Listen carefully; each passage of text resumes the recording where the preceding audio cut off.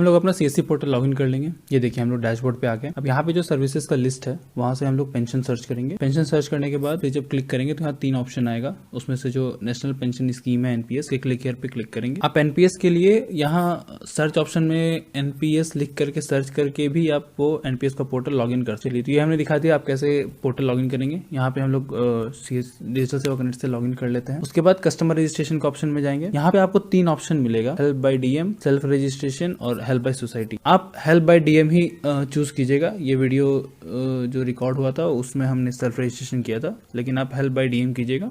उसके बाद जिस कस्टमर का आपको करना है उसका पैन नंबर आप डाल दीजिए। यहाँ पे पैन नंबर डालने के बाद ये रजिस्ट्रेशन का पेज खुलेगा। यहाँ पे आपको रजिस्टर विथ में पैन नंबर से भी आप रजिस्ट्रेशन कर सकते हैं या आधार नंबर से भी आप रजिस्ट्रेशन कर सकते हैं। हम यहाँ पे पैन नंबर चूज कर रहे हैं। उसके बाद आप कैप्चा डाल दीजिए। कैप्चा डाल के हम लोग कंटिन्यू कर लेते हैं। तो अब ये आईटीडी के साथ पैन नंबर वो वैलिडेट करेगा।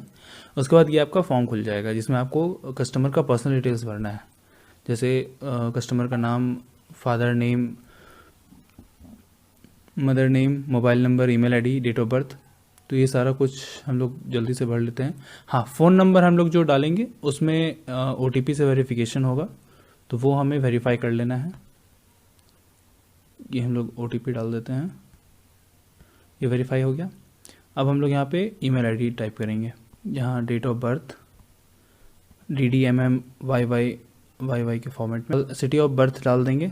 कस्टमर का जो भी जन्म स्थान होगा वो जन्म स्थान हम लोग डाल देंगे। उसके बाद कस्टमर का फादर नेम फर्स्ट मिडिल और लास्ट करके, कस्टमर का मदर नेम फर्स्ट मिडिल और लास्ट करके, पैन कार्ड में किसका नाम प्रिंट करवाना है, फादर नेम या मदर्स नेम, वो सेलेक्ट कर लेंगे। उसके बाद कस्टमर का मैरिटल स्टेटस। अब जैसे ही हम लोग यहाँ पे जनरेट एक्नॉलेजमेंट क्लिक करेंगे तो एक एक्नॉलेजमेंट नंबर जनरेट हो जाएगा। इसको आप सेव करके रख लीजिए ताकि आपको बाद में काम आए। कंटिन्यू करेंगे, देन ओके कर देंगे। अब यहाँ पे एड्रेस टाइप हम लोग सेलेक्ट कर लेंगे। तो जैसे रेजिडेंशियल एड्रेस मुझे भी डालना है तो मैं यहाँ पे पिन कोड हम लोग डाल दिए। उसके बाद स्टेट और डिस्ट्रिक्ट हम लोग सेलेक्ट कर लिए। देन आपको करस्पॉन्डेंस एड्रेस प्रूफ में जो भी आपको आईडी प्रूफ देना है वो सेलेक्ट करके उसका आईडी प्रूफ का नंबर जो होता है वो डाल देंगे। अब देखिए आपको यहाँ पे 2 ऑप्शन मिलेगा, एक ई प्राण किट मिलेगा और एक फिजिकल प्राण किट मिलेगा। अगर ई प्राण हम लोग सेलेक्ट करते हैं तो कस्टमर के पास कोई भी फिजिकल कार्ड रिसीव नहीं होगा और उसका कोई भी एक्स्ट्रा चार्ज नहीं लगेगा। अगर हम लोग फिजिकल प्राण किट चूज करते हैं तो उसका 40 रुपये चार्ज लगेगा, जो कि कार्ड जो है वो उसके घर पे बाई पोस्ट डिलीवर हो जाएगा। ठीक है, तो हम लोग यहाँ पे फिजिकल प्लान चूज कर लेते हैं। अकाउंट टाइप में जो भी आप अकाउंट डाल रहे हैं कस्टमर का, वो सेविंग्स अकाउंट या करेंट अकाउंट वो चूज करके कस्टमर का अकाउंट नंबर, बैंक का आईएफएससी कोड वगैरह डाल देंगे। ध्यान रखिएगा जैसे ही आप बैंक का आईएफएससी कोड डालिएगा तो बाहर में जैसे ही क्लिक कीजिएगा तो सारा डिटेल्स आपका फेच हो जाएगा।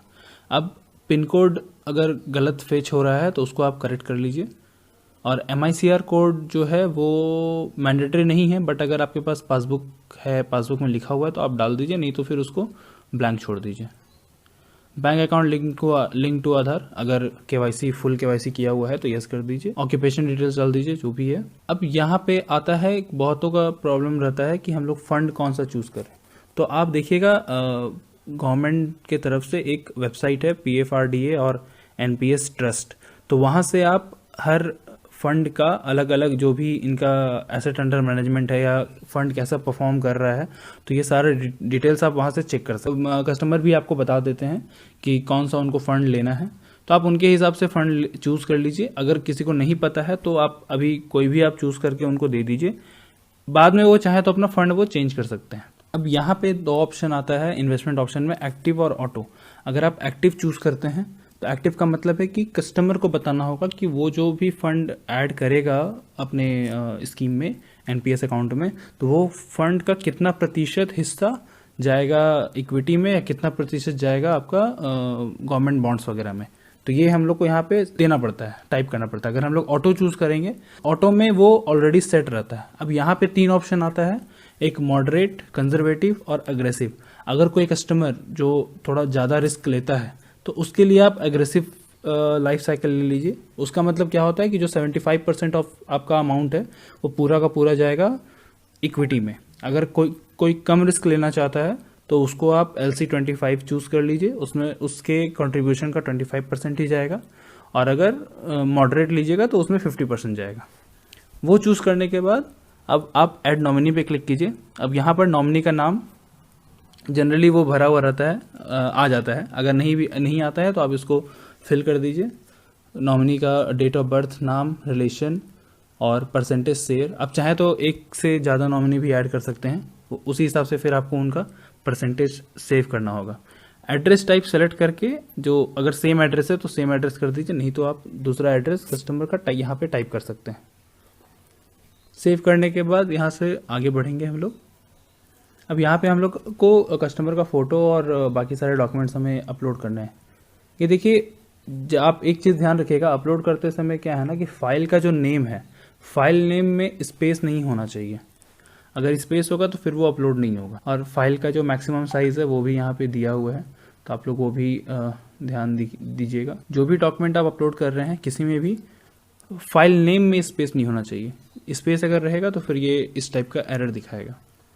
तो स्पेस हटा करके हम लोग उसको अपलोड कर देंगे। फाइल नेम कुछ भी आप रीनेम कर दीजिए, उसके बाद उसको अपलोड कर देंगे।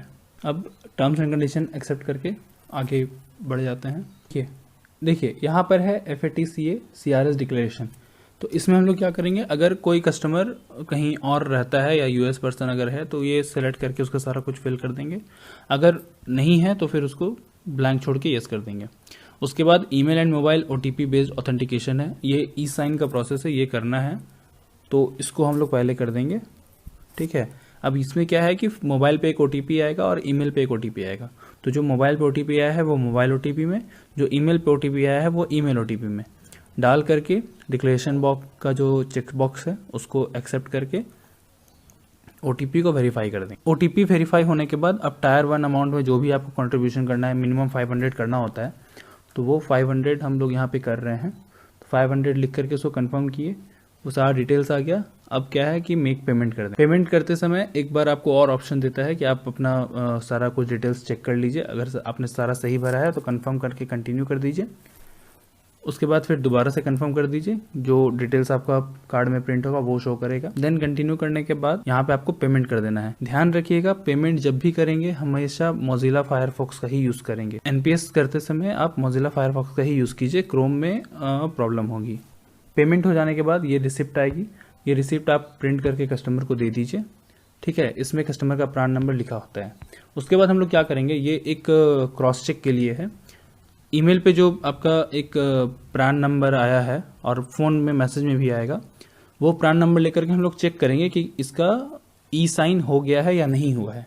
वो e-साइन का जो लिंक है वो आपको डिस्क्रिप्शन बॉक्स में मिल जाएगा और ईमेल पे भी मिल जाएगा। तो वो हम लोग यहाँ पे कॉपी कर लेते हैं, जैसा कि हम यहाँ कर रहे हैं। कॉपी करके फिर यहाँ पे हम लोग प्रान नंबर डालेंगे, उसके बाद डेट ऑफ बर्थ डालेंगे और कैप्चा डाल करके ऑथेंटिकेट यूजिंग OTP करेंगे। अगर आपका e-साइन हो गया रहेगा तो यहाँ पे दिखा देगा कि e-साइन आपका हो चुका है।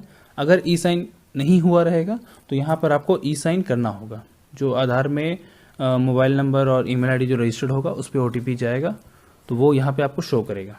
एक बात का ध्यान रखिएगा, जब भी आप किसी का NPS रजिस्ट्रेशन कीजिएगा तो हमेशा मोजिला फायरफॉक्स ब्राउज़र का ही इस्तेमाल कीजिएगा। गूगल क्रोम में आपको थोड़ी परेशानी हो सकती है।